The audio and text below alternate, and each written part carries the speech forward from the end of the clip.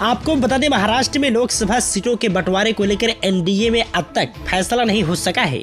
एक तरफ भाजपा चाहती है कि उसके उम्मीदवार राज्य की कम से कम 35 सीटों पर चुनाव लड़े, वहीं एकनाथ शिंदे एवं अजीत पवार गुट को 13 से 16 सीटें दी जाए। होम मिनिस्टर अमित शाह खुद मंगलवार को मुंबई गए थे। उन्होंने यह प्रस्ताव महाराष्ट्र के सीएम एकनाथ शिंदे और अजीत पवार गुट की एनसीपी के आगे रखा था, लेकिन दोनों दलों ने इस प्रस्ताव को अब तक स्वीकार नहीं किया है। इस बीच खबर है कि भाजपा ने 35 सीटों पर अपने उम्मीदवारों को लगभग तय कर लिया है। दरअसल भाजपा ने एकनाथ शिंदे की शिवसेना और अजीत पवार गुट की एनसीपी से कहा है कि कमल के सिंबल पर ही जीत की अधिक संभावनाएं हैं, इसलिए भाजपा को लोकसभा चुनाव में ज्यादा सीटें लड़ने दें और उसकी भरपाई विधानसभा चुनाव में कर लीजिए। इस पर भी अब तक सहमति नहीं बन सकी है।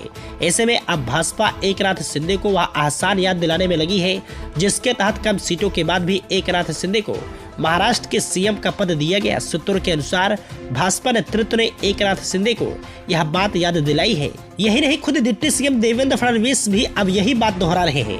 उन्होंने गुरुवार को भी कहा, हमारे पास 115 विधायकों का समर्थन था, लेकिन हमने एकनाथ शिंदे को सीएम बनाया और उनका समर्थन कर रहे हैं।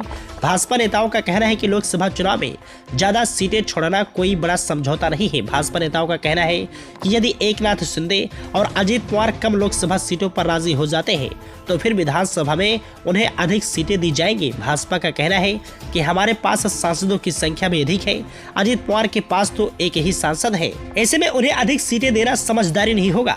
वहीं आपको बता दें कि मीटिंग में एकनाथ शिंदे ने अमित शाह से 13 सीटों की मांग की थी। इस पर अमित शाह ने उन्हें 9 सीटों का ऑफर दिया है। इसके अलावा अजीत पवार गुट की ओर से 8 सीटों की मांग पर 4 का ऑफर मिला है। इन 4 सीटों में से एक बारामती की सीट भी होगी, जो शरद पवार का गढ़ रही है।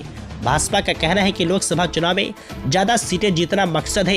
यह तभी संभव होगा जब कमल के सिंबल पर चुनाव लड़ा जाए। माना जा रहा है कि एकनाथ शिंदे के एकाध समर्थक को भी भाजपा अपने ही सिंबल पर उतार सकती है।